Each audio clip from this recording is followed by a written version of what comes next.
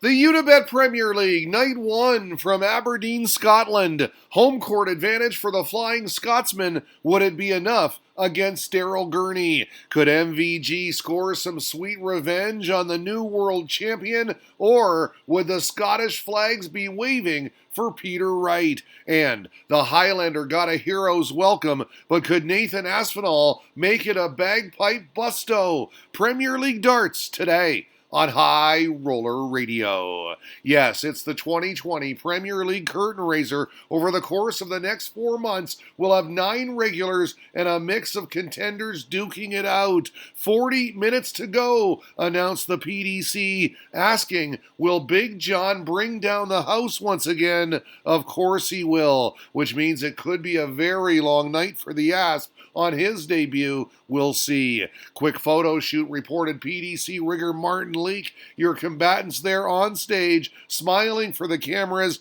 There are your matchups. 5 on the card, all of them quality. But how about this one? The standout, a rematch of the World Final. That should be a dandy. Premier League darts is back, tweeted Charlie Gray. Love it, replied Claire Stringer. And so do I, Claire. We start with Bully Boy's entrance. He hit the stage with some crowd acknowledgement, threw out a few of his patented heart signs as well. How would he fare tonight against Glenn Durrant after that heartbreaking loss in the Masters final? Remember, had 3 at tops for the title and missed. The giant banner looks good anyway. The overhead view. Come on, Duzza, tweeted Aki Balboa.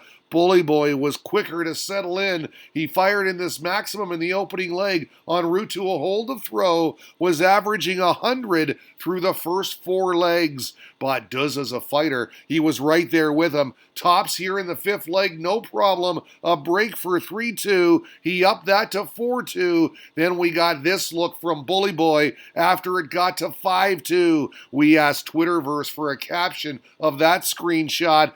Duzza is so boring, the reply of M. Austin 71. Ian countered with this, why do I bottle matches? That is harsh.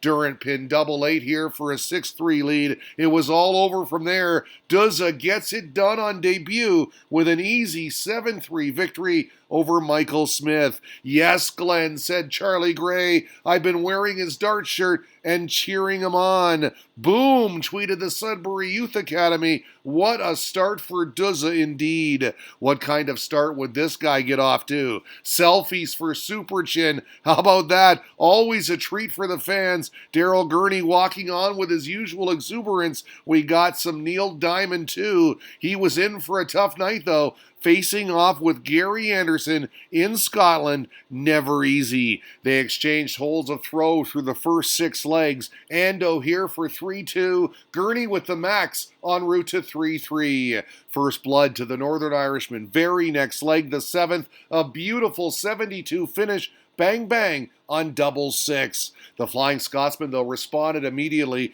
They then exchanged breaks again for 5-all crunch time. Anderson would hold to secure at least a point and get the fans off their seats. They were loving it. And guess what? They loved the last leg as well, as Ando reeled off 3 on the trot in just 37 darts for the 7-5 victory. Great tilt. Anderson takes it down.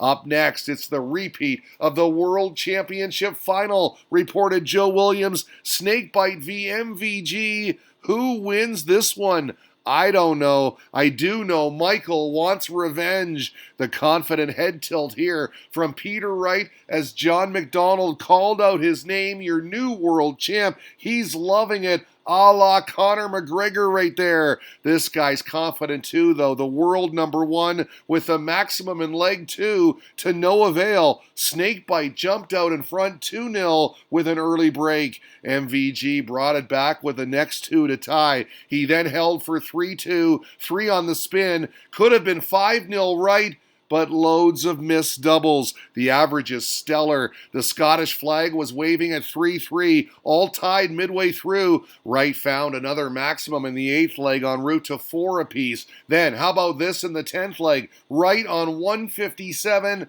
Yes! Tops good for the showstopper. Scotland loud and proud right here. The 5th ton-plus checkout of the contest. Even still, it was tied 5-all, and after MVG held in the 11th, he did this in the 12th. The 106 for game, set, match. You can make that 6-ton plus checkouts in just 12 legs. Wright was superb, but Michael was outstanding. Crosses the line, gets some revenge for the Ali Pally. 7-5 your final. I want to have perfection all the time, he said. It was a tough match. I feel great. New darts, no problem, tweeted Richard Asson. And the Windmouths, they sure did look good tonight.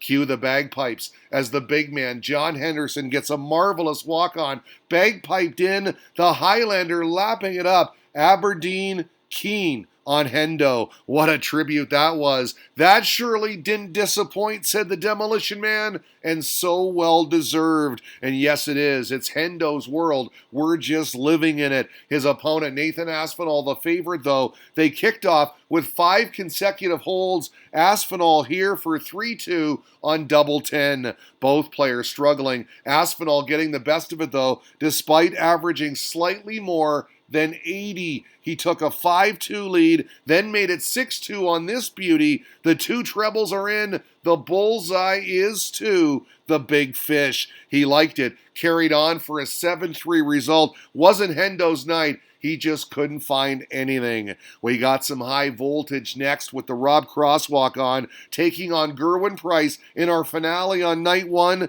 They both started slow. Price taking it to 3-2 here on double 18. Then, despite this maximum, he'd go ahead 4-2. But Voltage clawed it back to 4-all to leave the Iceman looking like this backstage. He was melting. Cross then took a 6-4 lead on double 10. He was looking good for the win, just one away, but no, denied. Gezzy wins the last 2 for a 6-6 draw. And there you have it. Night 1 in the books. That's how it played out, and this is what it means. Early days, a 4-way tie for first today on High Roller Radio.